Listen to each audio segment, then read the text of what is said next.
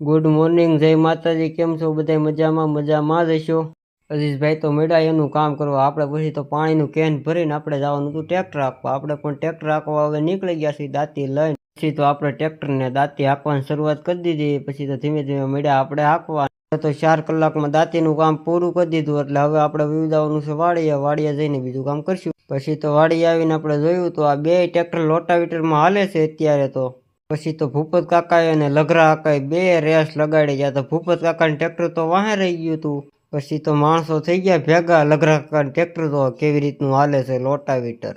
12:30 થઈ ગયા એટલે આપણે તો વીઆયા વાડીએ જમવા. આવે આપણે તો પછી ડાયરેક્ટ રવાડામાં વીઆઈ બધી વસ્તુ પહેરેલી પડી હતી અત્યારે. પછી તો 2 વાગે આપણને ટ્રેક્ટર હાંકવાનું મન થયું એટલે આપણે ટ્રેક્ટર લઈને વીઆયા હવે હાંકવા. લઘરા કાકા સામું જોતા રહી ગયા કેવી રીતે ટ્રેક્ટર હાંકે છે. પછી જોયું ત્યાં તો ભૂપત કાકા લોટાવીટરમાં હાલવીને બેઠા હતા. પછી તો કાઢતા હતા ધીમે ધીમે. પછી તો લઘરા કાકા બે લોટાવીટર હાલ કરીને રાખી દીધા. આ ભાઈ તો કોઈ લઈને મંડાણા. પછી થી કે મેકું નહીં કે લોટાવીટર સાફ કરતું કે ગમે એવા હોય કે આવા જ જોઈએ કે લોટાવીટર તો હાવ ફૂલ પેક થઈ ગયું હતું, ફરતોય નતું. ત્યાં તો બાપભાઈ મંડાણા કોઈ લઈને કાઢી નાખ્યું. લઘરા કાકાનું ભૂપત કાકાનું બેયનું ટ્રેક્ટર સાફ થઈ ગયું. ત્યાં તો આજુબાજુમાં મેક દીધા. અને આપણો બ્લોગ સારો લાગ્યો હોય લાઈક શેર ને કોમેન્ટ કરજો અને તમારા ભાઈને સપોર્ટ કરજો.